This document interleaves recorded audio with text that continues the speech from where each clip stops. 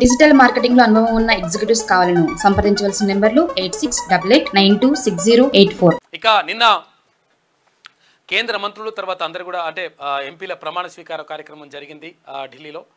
అయితే ప్రధానమంత్రి నరేంద్ర మోడీ మాట్లాడుతూ అక్కడ ఎమర్జెన్సీ మళ్ళీ రిపీట్ కావద్దు అనేటువంటి మాటను మాట్లాడిండు. అయితే 50 సంవత్సరాల క్రితం అక్కడ ఎవరు ఇందిరాగాంధీ పెట్టినటువంటి ఎమర్జెన్సీ మళ్ళీ రిపీట్ కావద్దు, అటువంటి రిపీట్ కావద్దు అనేటువంటి మాట పైన ఇప్పుడు ప్రధానంగా చర్చనీయాంశంగా మారింది. తర్వాత ఇప్పుడు విమర్శలు మాత్రం వస్తూ ఉన్నాయి.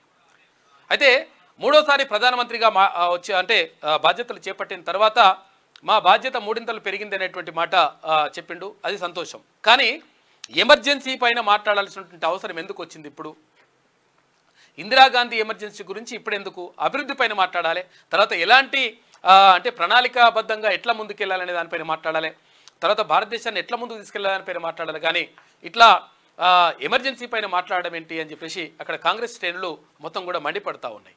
ఏఐసిసి అధ్యక్షుడు మల్లికార్జున ఖర్గే, అటు కాంగ్రెస్ అగ్రనేత రాహుల్ గాంధీ కూడా తీవ్రంగా దీన్ని నిరసిస్తూ ఉన్నారు. ఇక మరోవైపు నీట్ పైన నిన్న పార్లమెంట్లో మొత్తం గందరగోళం నెలకొని ఉన్నది.